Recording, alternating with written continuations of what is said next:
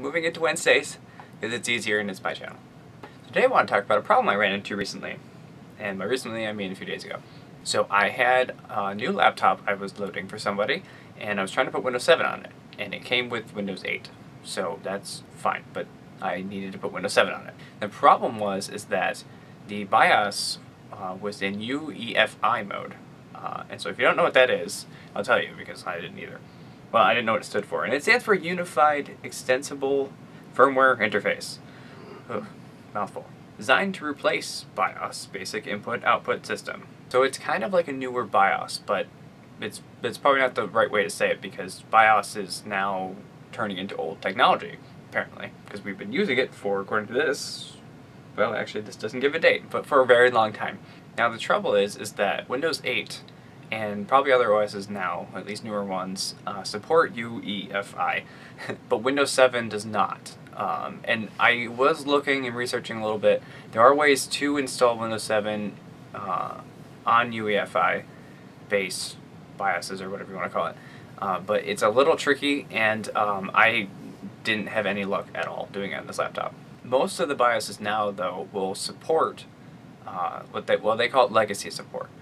So you can turn UEFI off and give it a try. You can just go right into the BIOS settings, and it really depends on the BIOS what it looks like, but usually you can either turn it off or switch it to legacy mode. So one thing about UEFI is that it has what they call secure boot, which is just basically a way to protect the system while it's booting up, so you're not just like booting into something terrible that's going to destroy the entire system. So the first thing I tried was leaving UEFI on and putting in the Windows 7 disk and trying to load it up. But the problem was that because of secure boot, I was not able to. It gave me an error saying that I couldn't run it based on security policies, or something like that. So then what I tried was going back into the BIOS and disabling secure boot, seeing if maybe I could just, load it up without secure boot and then maybe turn it back on later. On this particular laptop, it worked up until the point where it loaded the settings files, but then when it did the little flashy logo thing and said starting Windows, it just froze. It just did not move, at all. It just sat there, and I waited, and it didn't go anywhere. This happened consistently. I tried it once or twice, and it just froze every single time. So ultimately, what I ended up having to do was to go back into the BIOS, turn on legacy mode, and then in this particular BIOS, there was a setting to boot to legacy mode first.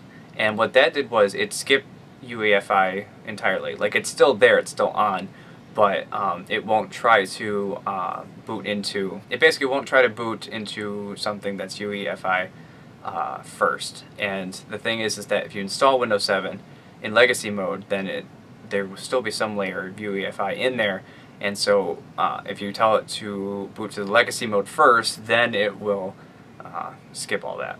And also, without having that particular setting in this BIOS, to boot to legacy mode first, it would try to boot into UEFI mode, and it would give me a security error, especially on the disk. It would give me the random nonsense you can't do it because of security policy.